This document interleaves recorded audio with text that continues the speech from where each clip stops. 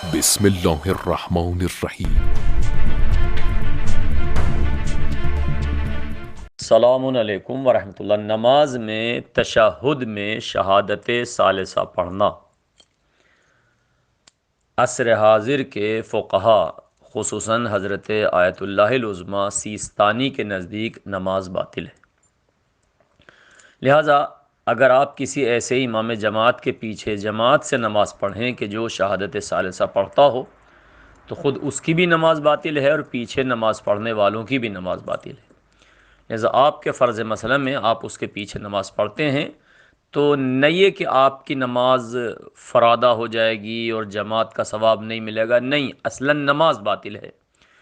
اس کی وجہ یہ ہے کہ دیکھیں نماز میں آپ حالت اختیاری میں قرات چھوڑتے ہیں جماعت میں، اس لیے کہ امام کا حق ہے قرات کرنے کا، حمد و سورہ، اور پیچھے پڑھنے والوں کے لیے وہ نہیں ہے، وہ نہیں پڑھ سکتے جب تک جماعت میں، اور آپ نے جماعت کے ارادے سے وہ عمدن چھوڑی ہے چونکہ امام جماعت پڑھ رہا ہے، اور فقہا کے نظر میں نماز باطل، تو اس کا مطلب ہے کہ آپ کو وہ بھی پڑھنے کی توفیق نہیں ہوئی۔ باقی ذکر تو آپ نے خود نے کی ہے لیکن قرات آپ نے عمدن چھوڑی، اور جان بوجھ کر ایک واجب کو چھوڑنے سے نماز باطل ہے۔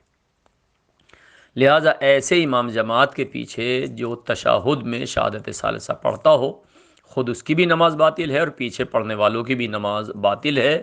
یہ نہیں ہے کہ جناب فرادہ ہو جائے گی اور جماعت کا ثواب نہیں ملے گا، ایسا کچھ نہیں ہے۔ اصلاً آپ ایسے کے پیچھے نماز نہیں پڑھیں۔